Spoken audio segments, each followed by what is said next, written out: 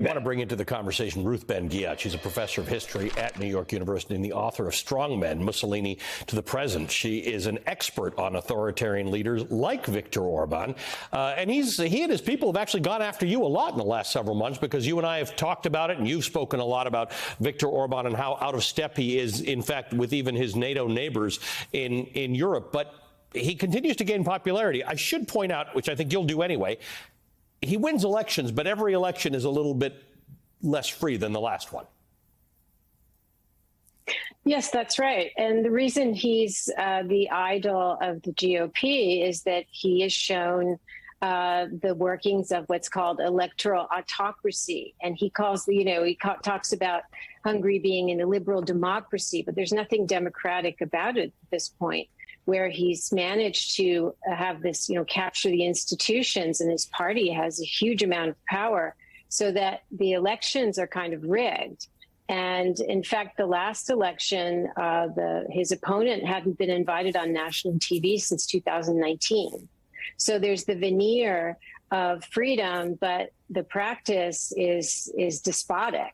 And that's what the Republicans are very interested in. But this is a point you have made that always stands out to me, that we have an association here with the idea that if the vote exists and there are elections, then there must be democracy and hence freedom. And you point out that increasingly, in a world that is marching toward more authoritarianism, there's still votes. There's still elections. There's lots of countries in the world that have elections that are neither free nor fair.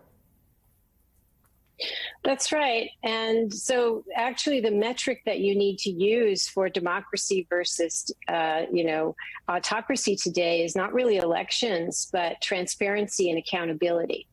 And that's in short supply in Hungary because, it's very difficult to be a critical voice. When he has these, international conferences and he allows some dissidents to be there, which is typical. But it's very difficult to have, as we saw in the last election, he just keeps winning over and over again.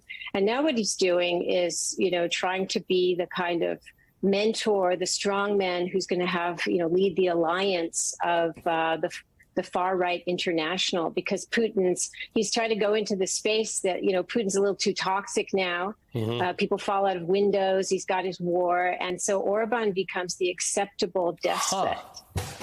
And you wrote today that, in fact, Orban's appearance at CPAC is the outcome, the words you used, of a carefully cultivated relationship. That's particularly important in this moment. Who's cultivating this relationship? Well, he's got Hungary's a small country, and what better thing than to have Tucker Carlson give a whole week of his show over to you and make you a showpiece. And so it's like a very good synergy that they have going. And so, they're helping one another. They're giving each other legitimacy.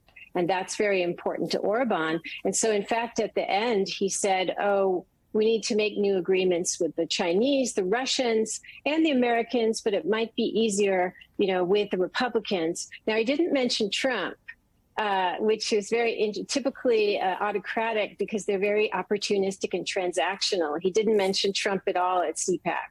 And he will make a deal with whoever he needs to keep that relationship going. It might be Trump, it might not. Ruth, as always, thank you for your time tonight. Ruth Ben-Ghiat is a professor of history at the New York University. She's an expert on authoritarianism. We always appreciate your time.